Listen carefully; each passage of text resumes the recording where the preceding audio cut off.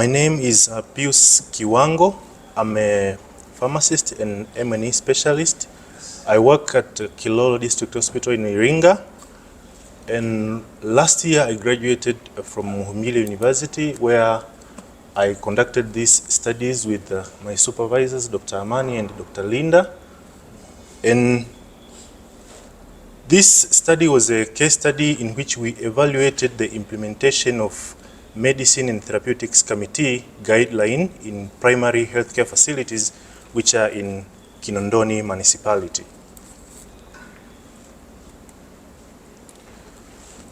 So when we say Medicine and Therapeutics Committee in healthcare facility is a committee which has a paramount role in those facilities, which includes deciding on what type of medicines are to be stocked in the facility and how are these medicines going to be used rationally.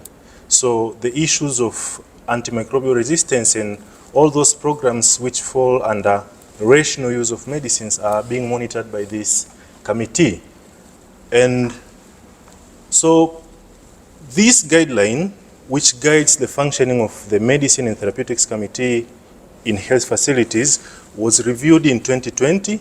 So there was no evaluation which has been conducted in primary healthcare facilities. So we thought it's, after 2 years, it's important to do an evaluation of this guideline. How is it being implemented? So we conducted a qualitative case study among healthcare workers in primary healthcare facilities, and the data which was collected was a qualitative data which we collected in 2 approaches: the in-depth interview and document review.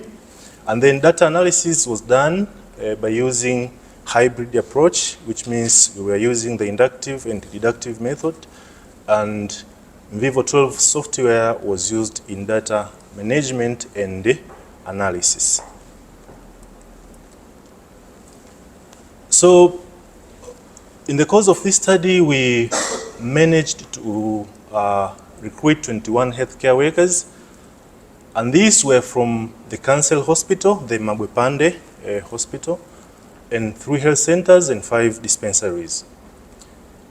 Medicine and Therapeutics Committee guidelines, what we found now is that these guidelines were there, but they were supplied in soft copies for facilities to print by themselves. However, there was a challenge in dissemination. The dissemination of these guidelines, which are very important, especially right now, was not sufficient. One of the roles of this committee is to monitor the use of standard treatment guideline as well. So we tried to look, because this, when we talk about evaluation, this was a process evaluation. So we wanted to see how are the functions, some of the functions as stipulated in the guideline are being done in these facilities. So we found standard treatment guidelines were available, but there was no knowledge on one of the key areas, which is classification of antibiotics into access, watch, and reserve groups of antibiotics. There was no one among all these 21 healthcare workers knew about this thing, which is already in our guidelines and is very important in taking care of the antimicrobial resistance, which is on the rise. And there was little knowledge on facility formulary manual, of which only 1 incomplete formulary manual was found among visited facilities. Health facilities are supposed to develop their own facility manual, which is sometimes they just call them facility formulary, but it's a list of medicine and their indications as they are supposed to be used in that particular facility at that level, which they can adopt or adapt the national essential medicine list. But for the primary healthcare facilities, that means they'll have to select those medicines which are allowed to be used at their level, and then taking into account some other factors. So we just found only one, which was just a list of medicines with no indication and other important informations. Also, in this study, we wanted to see now what are the factors which contribute to implementation success or failure of this guideline. So the main factors which affect implementation were inadequate human resource, especially pharmaceutical personnel, training and financial challenges, especially with the Improved Community Health Fund, the ICHF. And in one of the facilities where they offered services to ICHF clients worth of 900,000 in December 2022, and then because they used to document all the services which they offer to these clients, but they were reimbursed or they were paid only 69,000, which is only 7.6%. And the respondent commented that we consider the ICHF as another form of exemption, an exciting one. So this affects the implementation of the guideline because it is not only monitoring the medicine use, but they have to procure these medicines. So if they provide services, they need to buy another medicine and other commodities which are to be used in treating the patients. So if they offer services worth of 900,000 and they are paid only 69,000, that means the implementation of these guidelines is going to fail automatically.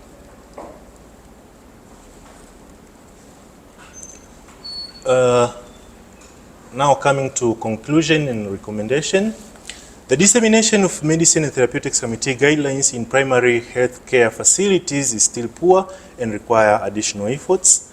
More trainings on Medicine and Therapeutics Committee guidelines should be conducted, and we proposed for some areas like Kinondoni where internet is a little bit resilient as compared to other parts of the country. They can use even this Zoom meeting or some sort of digital health to disseminate these guidelines, because internet is not a problem in that area. In some other places, they can use some other methods to disseminate these guidelines, because the challenge now comes with money, paying per diem for attending trainings and things like that. But if internet is available and there are those devices, we can use those internet and digital platform to disseminate these guidelines. And for better outcomes, there is a need to strengthen human resource for health and health financing mechanisms, especially the ICHF. Thank you very much. And I would like to acknowledge the MUHAS community, my supervisors. I'm also thankful to the Dar es Salaam Regional Administration Secretary Office, Kinondoni Municipal Council. Last but not least, I would acknowledge the Kilolo District Council for allowing me a study leave, which enabled the conduction of this study. Thank you. Thank you very much.